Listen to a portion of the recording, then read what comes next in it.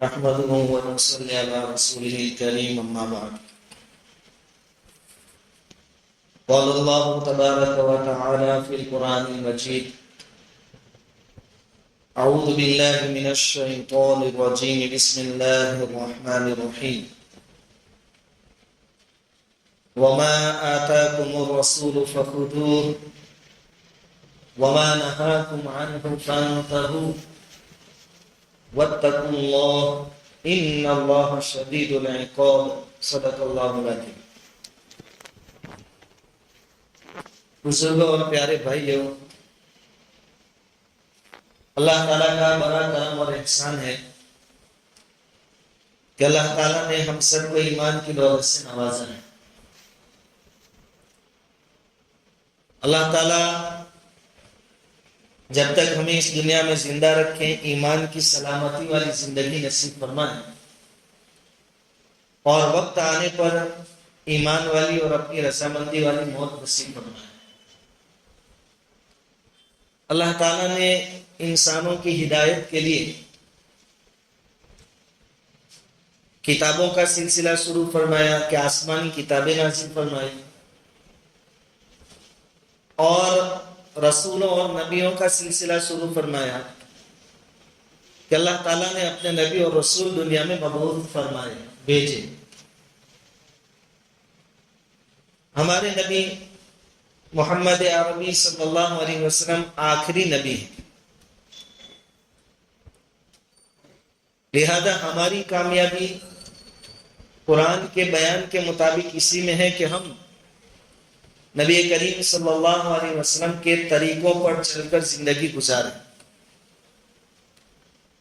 قرآن نے کئی جگہوں پر حضور صلی اللہ علیہ وسلم کی اطاعت کا حکم دیا، یعنی آپ کی بات ماننے کا حکم دیا کہ نبی کی بات کو مانو، ان کی اطاعت کرو. اور ظاہری بات ہے جو نبی کی بات مانے گا وہ خدا کی بات مانے گا، کیونکہ نبی کس کی باتیں بیان کرتے ہیں؟ اللہ کی باتیں بیان کرتے ہیں. نبی اپنی طرف سے تو کوئی بات بیان کرتے نہیں. قرآن میں اللہ تعالیٰ نے اپنے نبی سے بھی فرمایا: اتبع ما یوحی الیک من ربک، آپ کے رب کی طرف سے جو وحی کے ذریعے بتایا جائے اسی کو کرو. حالانکہ حضور نے اپنی زندگی میں نہ کسی منافق کو فالو کیا، نہ کسی کافر کی بات پر چلے، نہ یہود اور نصارہ کے پیچھے چلے. پھر بھی اللہ تعالیٰ اپنے نبی سے کہہ رہے ہیں کہ آپ کو وہی کرنا ہے جس کا آپ کو حکم دیا جا رہا ہے. جب حضور کے لیے حکم ہے تو ہمارے لیے تو بدرجہ اولا. تو حضور کے طریقوں سے ہٹ کر کبھی کوئی کامیاب نہ ہوا ہے، نہ ہوگا. صحابہ کرام رضوان اللہ تعالی علیہ مجمعین نے ہر لائن میں، ہر معاملے میں حضور کی پیروی کی. عبادات ہو، معاملات ہو، معاشرت ہو، اخلاق ہو، کچھ بھی ہو، حضور نے جیسا عمل کیا تھا ویسا ہی صحابہ کرام نے کیا تھا. وہ کامیاب ہو گئے، ان کو میڈل ملا، دنیا میں ایوارڈ ملا، اور اس میں کیا لکھا ہوا تھا؟ رضی اللہ عنہم ورضوا عنہ، اللہ آپ سے راضی ہو گئے. اس سے بڑھ کر ایوارڈ کون سا ہو سکتا؟ یہ میڈل اور ایوارڈ کب ملا؟ جبکہ انہوں نے حضور کے نقش قدم پر چل کر زندگی گزاری تھی. ایک دم آسان سادہ زندگی. حضور صلی اللہ علیہ وسلم کے نکاح میں ایک وقت میں 9 اور 11 عورتیں تھیں. ان کے مکانات بھی بنائے گئے مدینہ میں، لیکن مکانات بالکل کچے تھے. 9 مکان میں سے 5 تو بالکل کھجور کے لکڑوں سے بنائے گئے تھے، اور 4 مکان کچی اینٹوں سے اور مٹی کے گارے سے بنائے گئے تھے. اور آدمی کھڑا ہو کر اپنا ہاتھ اونچا کرے تو چھت کے ساتھ لگ جائے. اور اتنی تنگی والی جگہ ہوتی تھی کہ تہجد کے وقت حضور صلی اللہ علیہ وسلم کو جب نماز میں سجدے میں جانا ہوتا تو سامنے ماں عائشہ رضی اللہ تعالیٰ عنہ کا پیر مبارک ہوتا. حضور پیر پر ہاتھ مارتے، ماں عائشہ اپنا پیر سگے لیتی، تب حضور سجدہ کرتے. حضور کے بعد جب مسجد نبوی کو بڑا کرنے کا مسئلہ آیا تو یہ مسئلہ بھی آیا کہ جو مکانات ہیں ان کو توڑ دیا جائے، شہید کر دیا جائے اور مسجد میں اس کو شامل کر لیا جائے. اس وقت صحابہ کرام اور جو تابعین تھے بہت روئے. وہ یہ چاہتے تھے کہ یہ سادہ مکانات دنیا میں باقی رہیں تاکہ دنیا بھر سے آنے والے مسلمان اپنے نبی کی زندگی کو دیکھیں کہ میرے نبی نے کون سے مکان میں زندگی گزاری. واقعتاً اگر ہمیں دیکھنا نصیب ہو جاتا تو ہم پھر آ کر بنگلوں کی فکر میں نہ پڑتے. لیکن ایک تقاضا تھا، ضرورت تھی، تقدیر تھی، وہ شہید کر دیے گئے اور مسجد نبی میں شامل کر لیے گئے. لیکن کہنے کا مطلب یہ کہ حضور کی جو سادگی تھی صحابہ کرام کی وہی سادگی تھی. صحابہ کرام کی شادیوں کے 2-3 واقعات سے بیان کرتا ہوں کہ ہمارے یہاں جب شادی کا مسئلہ ہوتا ہے تو اتنا بڑا ایشو بن جاتا ہے کہ 1 سال تک آدمی اس سے فری نہیں ہو سکتا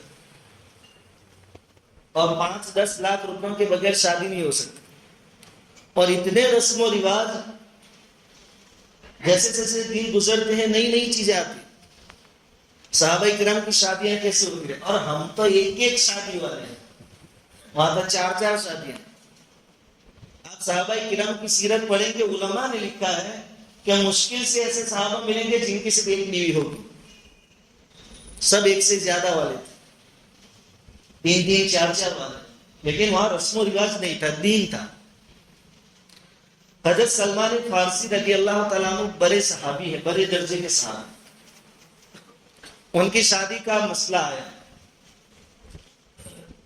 ان کی شادی کی بات لے کر ان کے ساتھ حضرت ابو الدرداء رضی اللہ تعالیٰ عنہ قبیلہ بنو لیث کے ایک گھرانے میں گئے، ایک گھر میں گئے. شادی کرنی ہے حضرت سلمان فارسی رضی اللہ تعالیٰ عنہ. ان کے ساتھ ہیں ان کی بات لے کر جانے والے حضرت ابو الدرداء رضی اللہ تعالیٰ. جب وہ مکان پر پہنچے تو حضرت ابو الدرداء رضی اللہ تعالیٰ عنہ نے حضرت سلمان سے فرمایا کہ آپ باہر رکیے، میں اندر جاتا ہوں اور آپ کی شادی طے کر کے آتا ہوں، آپ یہاں رکیے. حضرت ابو الدرداء رضی اللہ تعالیٰ عنہ اندر تشریف لے گئے، گھر والوں سے بات چیت کی. حضرت سلمان فارسی رضی اللہ تعالیٰ عنہ کے ایمان لانے کا واقعہ بیان کیا، ان کی قربانیاں بیان کی اور ان کی خوبیاں بیان کی. اور پھر کہا کہ حضرت سلمان کا تقاضا تمہاری ایک لڑکی سے شادی کرنے کا ہے. گھر والوں نے کیا کہا کہ حضرت سلمان کے ساتھ تو ہمارا ارادہ نہیں ہے لڑکی دینے، لیکن تم کو دینے کا ارادہ ہے. جو بات لے کر گئے ہیں ان کو کہیں کہ تم کو دینے کا ارادہ ہے. پھر ہمارے جیسا نہیں کہ ٹھیک ہے پھر جمع ہوں گے، منگنی کریں گے، بہت بڑی دعوت کریں گے، اللہ تعالیٰ نے دی ہے دولت تو پھر دکھلاوا کب کریں گے؟ شادی ہی میں تو دکھلاوا کر سکتے، ڈیکوریشن کریں گے. وہ تو بات لے کر گئے تھے، گھر والے کہہ رہے تم کو دینے کو تیار ہے، تو وہاں بیٹھ کے ان کا نکاح پڑھا دیا، وہاں بیٹھ کر. اور کس کی بات لے کر گئے تھے؟ وہ باہر کھڑے ہیں. گھر میں گئے، شادی ہو گئی. حیات الصحابہ میں اس واقعے کو نقل کیا ہے حوالے کے ساتھ. باہر تشریف لائے، حضرت سلمان فارسی انتظار میں تھے کہ بھائی کیا خبر لائے، کیا جواب لے کر آئے. تو یہ شرمانے لگے اور کہا کہ گھر میں ایک معاملہ پیش آیا. وہ بیان کرتے ہوئے مجھے ذرا شرم آئی. حضرت سلمان فارسی رضی اللہ تعالیٰ نے فرمایا کہ شرمانے کی کیا بات ہے، بتاؤ کیا ہوا. کہا کہ میں تمہاری بات لے کر گیا تھا لیکن نکاح میرا ہو گیا. اب ہمارے یہاں تو 2 آدمیوں سے لڑائی ہوئی، ایک تو گھر والوں سے بھی ہوا کہ رشتہ میں نے بھیجا تھا، اور وہ جو بیچ والے کو تو مار بھی پڑے کہ ہماری بات لے کر بھیجا تھا تو نے اپنا سیٹنگ کر لیا. حضرت سلمان فارسی کہتے ہیں کہ شرمانا تم کو نہیں، مجھے چاہیے. کیوں؟ کیونکہ میں نے ایسی عورت کو دعوت دی تھی جس کے لیے اللہ نے، جس کے نصیب میں، تمہارے نصیب میں جس کو اللہ نے لکھ دیا تھا. تو شرم مجھے آنی چاہیے تھی کہ وہاں تمہارا طے ہوا تھا اور میں نے اپنی بات رکھی. اتنا سادہ معاشرہ. بات لے کر گئے تھے، وہاں شادی ہو گئی، اور جس کے لیے گئے تھے وہ سائڈ پہ رہ گئے، اور جو بات لے کر گئے تھے ان کا نکاح ہو گیا. یہ حضرت ابو الدرداء رضی اللہ تعالیٰ عنہ، ان کی لڑکی. ابو الدرداء یعنی دردا کے باپ، اب یعنی باپ، دردا لڑکی کا نام ہے، دردا کے باپ ہوئے. ان کی لڑکی کی منگنی کا مسئلہ ہے. اور بات کس نے رکھی؟ حضرت معاویہ رضی اللہ تعالیٰ عنہ، جلیل القدر صحابی، ان کے بیٹے یزید نے.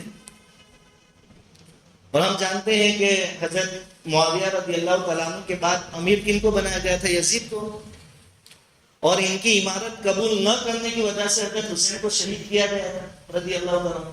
ابھی امیر ہے، سردار ہے مسلمانوں کا. اب سردار کے گھروں میں کون سی کمی ہوتی ہے؟ خادم ہے، سونا چاندی ہے، سب کچھ.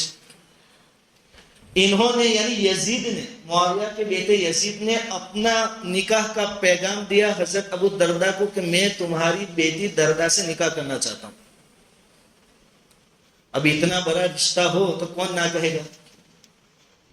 ہمارے یہاں لڑکوں کی عمر 25 سال 35 سال ہو جاتی ہے، جب تک مالدار گھرانے سے اور بڑے گھرانے سے رشتہ نہیں آئے گا نہیں دیں گے، چاہے یہاں اولاد گناہ میں مبتلا ہو، غلط رستوں پر جاوے، لیکن نہیں دیں گے. بڑے گھر سے رشتہ آنا چاہیے. وہاں سامنے سے رشتہ آ رہا ہے، امیر ہے اور وہ کوئی کافر نہ وہ نہیں ہے. حضرت ابو الدرداء رضی اللہ تعالیٰ عنہ نے منع فرما دیا کہ مجھے منظور نہیں ہے، میں اپنی لڑکی نہیں دوں گا. اب یہ ذرا چڑ گئے تھے. انہی کے دوستوں کے اندر، یزید کے دوستوں کے اندر، ان کے ساتھ رہنے والوں میں ایک عام مسلمان بھی تھے. انہوں نے کہا دیکھو تمہارا تو کینسل ہو گیا، میں اپنے لیے پیغام دیتا ہوں. کہا تم بھی چیک کر لو، تم کو بھی نہیں ملے گی. ایک عام غریب مسلمان نے حضرت ابو الدرداء رضی اللہ تعالیٰ عنہ کے سامنے یہ بات رکھی کہ میں آپ کی لڑکی درداء کے ساتھ نکاح کرنا چاہتا ہوں. کہا کہ منظور ہے. امیر کو نہیں دی. جہاں سب سہولتیں ہیں، فیسلٹیز ہیں، ہر ماں باپ اپنی اولاد کا بھلا چاہتے ہیں. کیا دیکھتے ہیں کہ جہاں دینی ہے وہاں کتنی نوکرانیاں کام کرتی ہے، کتنی کام والی آتی ہے کہ نہیں آتی، پہلے دے. لیکن یہ ابو الدرداء نے وہاں نہیں دی، یہاں عام غریب مسلمان تو ان کو دے دی. پھر کسی نے کہا ابو الدرداء سے کہ اللہ کے بندے اتنا اچھا رشتہ تھا، اس کو ٹھکرا کر یہ غریب کو دے دی. اب جواب سنیے. حضرت ابو الدرداء رضی اللہ تعالیٰ عنہ کہتے ہیں کہ میں نے اس لیے منع کیا کہ اگر میں یزید کو اپنی بیٹی دیتا تو 24 گھنٹے میری لڑکی کے آس پاس خادم ہوتے، کوئی کام خود کرنا نہیں پڑتا، سونے چاندی کے ڈھیر ہوتے. اور جب یہ ساری دنیا میری لڑکی کے سامنے ہوتی تو آخرت کی طرف دھیان کب جاتا میری لڑکی کا. اس لیے نہیں دی کہ وہاں تنگی بھی ہونی چاہیے تو اللہ کو یاد، مشقتیں ہونی چاہیے، تھوڑا برداشت کرنے کا ہونا چاہیے، تو ان کی اصلاح، ان کی اصلاح ہوگی. یہ برداشت کریں گے تو اپنی آنے والی نسل کی ایسی تربیت کر پائیں گے. اگر یہ ناز و نخرے میں رہے ہیں تو یہ خود دین سے اور آخرت سے غافل ہو جائیں گے. تو میری لڑکی کی آخرت کا مسئلہ کیا ہوگا. اس لیے جہاں سہولتیں تھی وہاں نہیں دی. وہ جو غریب نے پیشکش کی، رشتہ مانگا، اس کو دے. یہ ان کی سوچ ہے. اور ہماری سوچ، ہماری اولاد کے جو ذہن بگڑے ہیں، اس کی ایک وجہ یہ بھی ہے کہ اولاد نے دیکھا کہ ہمارے ماں باپ بھی پیسوں کے پیچھے بھاگتے ہیں.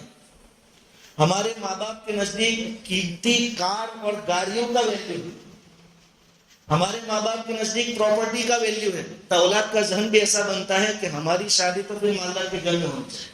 ماں باپ بھی چاہتے ہیں، اولاد بھی چاہتے ہیں. اور صحابہ کرام کے یہاں یہ مسئلہ نہیں تھا. وہ چاہتے تھے کہ مالدار نہیں چاہیے، ہمیں غریب چاہیے. سلمان فارسی رضی اللہ تعالیٰ عنہ کی نکاح جب وہاں تو نہیں ہوا، دوسری جگہ ہوا. وہ نکاح کیسے، وہ آخری بات کہہ کر اپنی بات ختم کرتا ہوں کہ قبیلہ کندہ ایک قبیلہ تھا، اس کے اندر حضرت سلمان فارسی رضی اللہ تعالیٰ عنہ کا نکاح ہوا. رخصتی کس گھر میں ہوئی؟ عورت جس گھر کی مالک تھی وہاں، یعنی یہ گھر داماد تھے حضرت سلمان فارسی. نکاح ہوا، جب رخصتی ہوئی، نوجوانوں کے لیے بہت سبق ہے اس واقعے میں. حضرت سلمان فارسی رضی اللہ تعالیٰ عنہ کو اپنی بیوی کے پاس رخصت کرنے کے لیے چند لوگ ان کے ساتھ تھے، حضرت سلمان کے ساتھ، کہ گھر تک ہم آپ کو چھوڑ کر آ رہے ہیں، جیسا کہ آج کل ٹرینڈ ہے. گھر پر پہنچے، حضرت سلمان رضی اللہ تعالیٰ عنہ نے فرمایا کہ دوستی اپنی جگہ، تمہارا کام پورا ہوا، تم روانہ ہو جاؤ. اور ہم کیا کرتے ہیں، دلہن بعد میں آئے گی، پہلے روم کے اندر، کمرے کے اندر دوست جائیں گے، وہ سجائیں گے، اور کیسی کیسی حرکتیں کرتے، کوئی چادر کے نیچے کچھ رکھ رہا، کوئی گدے کے نیچے کچھ رکھ رہا. واہیات، بے شرمی. ایسا تو یورپ والے بھی نہیں کرتے، یہ کوئی طریقہ نہیں. حضرت سلمان فارسی نے کہا جاؤ، تم نے اپنا حق ادا کر دیا دوستی کا، اب یہ میرا प्राइवेट मसला है, मेरे घर के जाओ, यहाँ से रवाना कर दिया, घर में किसी को लेने गए। अब ये जैसे घर के दरवाजे पर गए, दरवाजा खोला तो देखा कि उसको सजाया गया, वो भी तो थे तो इंसान, डेकोरेशन था। उस वक्त क्या डेकोरेशन होता था, कपड़े के पर्दे लटकाए जाते थे, वो डेकोरेशन हो गया। तो पूरे रूम में कपड़े के पर्दे लटकाए थे। हज़रत सलमान फारसी रजी अल्लाह ताला अन्हु ने दरवाजे पर से पूछा कि तुम्हारे घर को बुखार आया है कि चद्दरें ओढ़ाई है उसने? क्या कह रहे? पहली मुलाकात है बीवी से, कह रहे कि घर को बुखार आया है कि चद्दरें ओढ़ाई है, या फिर काबा तुम्हारे घर में लाके रख दिया, क्योंकि चादरें तो काबा को ओढ़ाते हैं, पर्दा उस पर कर दे, इतने सारे पर्दे। तो घर वालों ने जवाब दिया कि न तो बुखार है घर को, न तो काबा यहाँ आया, ये तो जरा खुशी का मौका है, तो हमने उसको सजा दिया। कहा जब तक ये डेकोरेशन खत्म नहीं होगा मैं अंदर नहीं आऊंगा। हमारे यहाँ तो फिर उसकी वीडियोग्राफी होती है, फिर दोस्तों में एक दूसरे पर फखर होता है कि तू क्या 50,000, मैंने 1.5 लाख का डेकोरेशन करना है। कयामत में जब तक माल का हिसाब नहीं देंगे वहां तक कदम हटने वाले, फखर करना है 2-4 दिन तुम्हारी वाह। अच्छा, जिनके सामने तुमने खुद की तारीफ की, तुम्हारे जाने के बाद वो तुम्हारी बुराई करेगा, वो यूं कहेगा कैसे कमाए वो हम जानते हैं, कितना को वो भी पहना है। कहा पर्दे निकालो, डेकोरेशन खत्म होगा तो मैं अंदर आऊं, पर्दे उतार दिए। फिर देखा कि सामान का ढेर लगा हुआ है, मालदार घराने की औरत होगी। कहा ये क्या कि तुम्हारी बीवी के लिए खानदान वालों ने हदिये तोहफे सामान दिया है, हम तो खुश हो जाते, फकर की चीज थी। हज़रत सलमान फारसी रजी अल्लाह ताला अन्हु ने फरमाया कि नहीं, मुझे तो मेरे हुजूर सल्लल्लाहु अलैहि वसल्लम ने फरमाया था कि सलमान, दुनिया में उतना ही सामान रखना जितना मुसाफिर अपने साथ रखता है। आदमी जब सफर में जाता है तो कितना रखता है, बहुत बहुत एक आध जोड़ अलग से एक्स्ट्रा कपड़े रखेगा, कुछ खाने पीने का, उससे ज्यादा मेरे को नहीं चाहिए, सामान हटाओ। फिर देखा खादिमा है, नौकरानियां वहां है, कहा ये सब बांधियां, कहा कि तुम दोनों की खिदमत के लिए। कहा नहीं, मेरे नबी ने तुम्हें फरमाया था कि उतनी बांधियां आदमी रखे जिससे खुद निकाह कर सके या दूसरों से उनका निकाह करा सके। इतनी ज्यादा बांधियों से मैं निकाह भी नहीं कर सकता और इनका किसी के साथ कराने की मेरे अंदर ताकत भी नहीं, ये भी मेरे को नहीं चाहिए, निकालो। फिर अंदर तशरीफ ले गए तो कुछ औरतें बैठी हुई थी, जैसे पहले दिन बैठी हुई होती है सुहेलियां। हज़रत सलमान ने कहा कि अब तुम जाओगे तो जरा मैं अपनी बीवी से मिलूं। औरतें गई, अपने बीवी के पास आए। हदीस से दुआ साबित है कि पेशानी के बाद बदलकर दुआ करना। दुआ पढ़ी और कहा कि तुम मेरी इताअत करोगे, अपनी बीवी से पूछे कि मेरा कहना मानोगे। बीवी कह रही कि आप इतने बड़े आदमी हैं कि आपका कहना मानने में मेरे लिए सआदत है, मेरी खुशकिस्मती है, आपकी ताबेदारी मेरी जिम्मेदारी है। शोहर का नहीं मानेगी तो किसका मानेगी? आजकल क्या होता है, लड़का भी कमाता लड़की भी कमाती, फिर दोनों में फाइटिंग होती है। एक मिजाज बन गया कि जब मैं भी कमाती तो मैं काहे को इसके कपड़े धोने की, मैं काहे को इसकी खिदमत करूं। इसलिए शरीयत ने पहले से कहा था कि शरीयत पर चलोगे फायदे में रहोगे, कमाएगा शोहर और घर के काम कौन संभालेगी। अब दोनों सुबह से निकल रहे हैं घर से, एक टीचर है, एक वकील है, कई दिए जा रहे हैं। सुबह से खाना पका लिया, अब दोपहर को जो पहला आएगा वो बेचारा गर्म करके खाएगा। ये क्या जिंदगी हुई। शाम को आएंगे दोनों थके हुए, न बात करने के मूड में, न पास बैठने कोई राजी, फिर लड़ाइयां। हज़रत सलमान ने पूछा मेरी फर्मा बरदारी करोगी? कहा क्यों नहीं। तो कहा देखो, पहला मेरा हुक्म ये है कि ये शुक्रिया का मौका है, हमें अल्लाह के सामने नमाज पढ़नी चाहिए। दोनों खड़े हुए नमाज पढ़ी, दुआएं की। हमारे यहाँ बेचारे दुल्हों को क्या सिखाते हैं कि औरत के दामन पर सजदा करना है। ये कौन सी बात हुई, औरत के दामन पर कैसे सजदा करेंगे? यहाँ 5 टाइम यहाँ आके सजदा करो, औरत के सामने तो फिर झुकना ही झुकना है। दोनों ने नमाज पढ़ी, अल्लाह से दुआ की और मियाँ बीवी के जो ताल्लुकात है, अल्लाह का एहसान है, उसने हलाल किया। वो फिर सुबह में वो दोस्त वापस आए। अच्छा, वो लोग खुश दिमाग नहीं थे कि ऐसी चीजों में बिल्कुल इंटरेस्ट भी ना हो, उन्हें कोई किसी को कुछ नहीं। वो आए दोस्त हज़रत सलमान फारसी के, पूछा कि कैसा रहा, औरत को कैसा पाया, नेक है कि कैसी है, यूं पूछ रहे। ہماری والی باتیں نہیں کہ ہم نے رات کو یہ کارنامہ انجام دیا، یہ بات نہیں تھی وہاں. حضرت سلمان رضی اللہ تعالیٰ عنہ خاموش ہو گئے، کوئی جواب نہیں دیا. دوستوں نے پھر پوچھا کہ عورت کو کیسا پایا، کوئی جواب نہیں دیا. تیسری بار پھر پوچھا کیسا پایا، کوئی جواب نہیں دیا. پھر غصے میں آ کر کہا کہ اللہ تعالیٰ نے جن چیزوں کو پردے میں رکھی ہے اور گھروں کے اندر رکھی ہے، میں سڑک پر اور روڈ کے اوپر اس کے چرچے کیوں کروں گا؟ میری عورت ہے، کیسی ہے، وہ میرا مسئلہ ہے، تم کو کیا لینا دینا؟ دوستی میں اتنے آگے تھوڑی بڑھیں گے کہ اپنی عورت کی پرائیویٹ چیزیں بھی دوسروں کو بتائیں.